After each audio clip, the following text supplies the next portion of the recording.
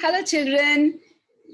A loving welcome to our channel, Ammu&You, where Ammu is always there to tell so many stories to you. Sometimes Ammu narrates fairy tales, sometimes stories in Hindi, and sometimes stories from Indian mythology. That is a big treasure, ocean of knowledge for all of us, all the time. Today, I have got a beautiful story, the birth of the Ganges. You know what Ganges is? River Ganga, which is considered to be a holy river.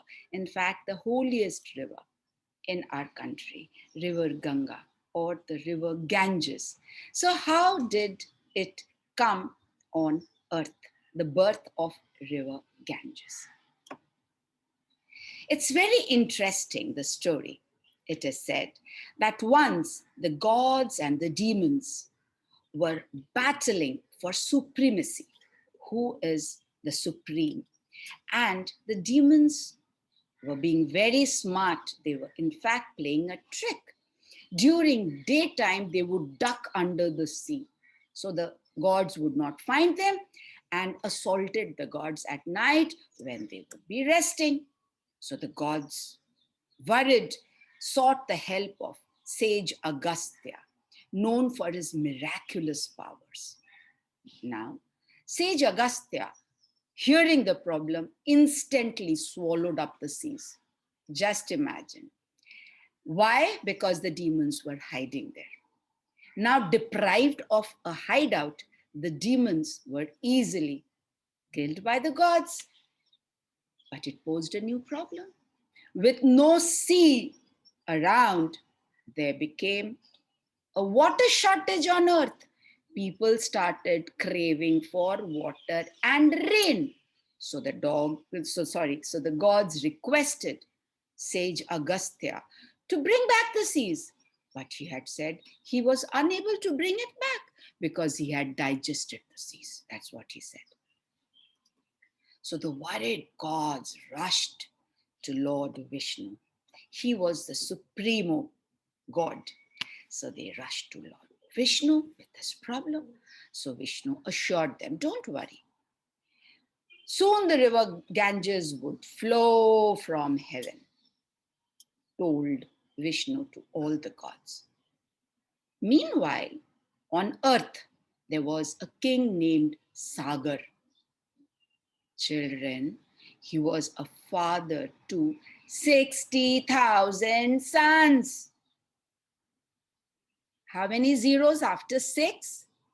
4 zeros. 60,000 sons he had. And because he had so many sons, he became very powerful. He would send his army with the sons to any kingdom, and the kingdoms, wherever his army went, had to surrender. They had no choice. Otherwise, they would be crushed. So he was performing a Mahayagya. What's a yagya? It was a worshipping of fire, a ritual which you did to pray to the supreme powers. And it's a very difficult ritual to perform. And once you do that, you are an established supremo. So King Sagar was performing that yag while his sons were going around the kingdoms, capturing them. Now this rattled Indra, the Lord of Heaven. He got worried. He said like this, soon this king will come and defeat me also in the heaven. And then what will happen to me? Now Sagar had a white horse, King Sagar, which was his favorite horse. So what did Indra do? He took away that horse and hid the horse in the ashram of sage Kapil. King Sagar sent his sons looking for his horse. His sons found the horse, but it disturbed sage Kapil. And he got so angry because he was disturbed in his meditation. He opened his eyes and burnt all those suns alive. Children, all of that seemingly was possible in those times when people really were so learned. They really had such super miraculous powers. That is what our mythology tells us. And those powers could be attained after years and years and years and years of extreme dedication and hardship. So, when King Sagar's sons were burnt alive, King Sagar was heartbroken. He could do nothing but pray for the departed souls, and for that, he thought that the ashes of his sons needed to be immersed in the river Ganges. So he began performing a tapasya to pray to Lord Vishnu to allow or to order river Ganges to come down to earth so that the ashes of his sons, 60,000 sons, could be immersed in the holy river. He kept on doing tapasya. He could not please Vishnu. His sons again, the further descendants, his sons were all dead, but the further descendants of Sagar kept on praying, doing tapasya. Finally, the seventh descendant, Bhagirath, succeeded in pleasing Brahma. Brahma was the creator or is the creator of this universe. So they were all praying to Brahma, the creator of the universe. And Bhagirath requested Brahma to please tell Ganga to flow down to earth. But Ganga said, I don't want to leave heaven. I don't want to flow down to earth. When Brahma asked Ganga that, please, I am going to instruct you to flow down from heaven to earth, Ganga was not happy. She was displeased, and she said that if you force me to flow down, I'll cause a deluge, a flood, and drown all earthly creatures. Brahma could not do anything then. Then he told Bhagirath, then please pray to Lord Shiva so that he can find a solution to this. Now Bhagirath started praying to Lord Shiva, and his sincere devotion and worship, continuous devotion and worship, pleased Lord Shiva. He realized that this man wants to please his ancestors, bring peace to their souls. So Shiva told Brahma that please tell Ganges to flow down. I will take care. And as soon as Brahma ordered Ganga to flow down, Shiva spread his hair and blocked the sky, collecting the whole angry Ganges river into his hair. However, the water trickling down from a strand of hair on his forehead came down and went down on the earth, forming many rivulets. And that one strand of water flowing down from one strand of hair of Lord Shiva came down to earth as river Ganges. Yet Ganges had not stopped being angry. She was very angry still. And in her fury, she was flooding down. She was flooding whatever came her way. And it flooded Janu's ashram. Janu was very high saint, a very learned saint, and he was performing a yagya too. And the flooded water swept his holy fire. He got angry, and in his anger, he gulped down river Ganges. Only on coming to know about the long tapasya of Bhagirath for his ancestors did Janu understand the noble mission of Ganga that Bhagirath was praying for. He took a knife and cut one of his thighs and let Ganga flow out for the needy. So the Ganga that he had gulped in came gushing out again as a stream from one of his thighs.